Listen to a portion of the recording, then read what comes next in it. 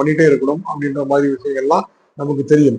அந்த அளவுக்கு வந்து பாத்தீங்கன்னா மனித உரிமை மீறல் வந்து அங்க நடந்திருக்குது அப்படின்றத பாக்குறோம்.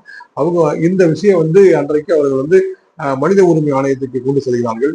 அந்த மனித உரிமை ஆணையத்தில் இந்த விசாரணை அதிகாரியாக இருந்தவர் தான் இந்த டிஎஸ்பி சுந்தரேசன் என்பவர். அந்த மனித உரிமை ஆணையத்தில் தமிழகத்தினுடைய மனித உரிமை ஆணையத்தில் விசாரணை அதிகாரியாக பணிபுரிந்தவர் இந்த டிஎஸ்பி சுந்தரேசன் என்பவர். அவர் வந்து அதை விசாரிக்கின்றார். அதனை விசாரித்து அவர் வந்து என்ன பண்றாங்கன்னு கேட்டீங்கன்னா, இந்த உண்மை நிலைகளை கண்டறிகின்றார். உண்மை நிலைகளை கண்டறிந்து அவர் வந்து அறிக்கையை பதிவு செய்கிறார். ஆமாம், இங்கே வந்து மனித உரிமை மீறல் நடைபெற்றிருக்கிறது, கொடூர தாக்குதல் நடைபெற்றிருக்கிறது அப்படின்ற மாதிரி ஒரு அறிக்கையை வந்து சுந்தரேசன் அவர்கள் நேர்மையான முறையில் அவர் வெளியிட்டிருக்கிறார் அப்படின்றத பார்க்கிறோம். சோ அந்த மாதிரி அறிக்கையை வெளியிடும் பொழுதே அவருக்கு அழுத்தம் நிறைய வந்திருக்கிறது.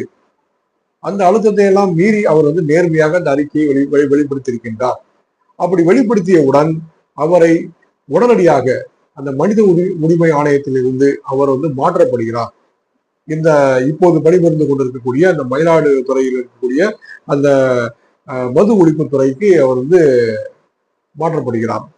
அந்த மாற்றம், அந்த உத்தரவு வந்தவுடன் அந்த துறையினுடைய மனித உரிமை ஆணையத்தினுடைய நீதிபதியாக இருந்தவர் திரு மணிக்குமரன் என்பவர் வந்து என்ன பண்றாருன்னா, இவ்வளவு நேர்மையாக விசாரித்த இந்த அதிகாரி வந்து எங்களுக்கு வேண்டும், எங்களுக்கு இவர் வேண்டும் அப்படின்னு சொல்லி அவங்க வந்து சொல்றாங்க. சோ அதன் காரணமாக அந்த மாற்றம் வந்து 1 மாத காலமாக நிறுத்தி வைக்கப்பட்டு மீண்டும் ஒரு வலுவான அழுத்தம் ஏற்பட்டதன் காரணமாக இவர் வந்து என்ன செய்யறாரு, இப்ப பணியாற்ற இருக்கக்கூடிய அந்த மது ஒழிப்பு அதுக்கு வந்து அவர் வந்து மாற்றப்படுகிறார்.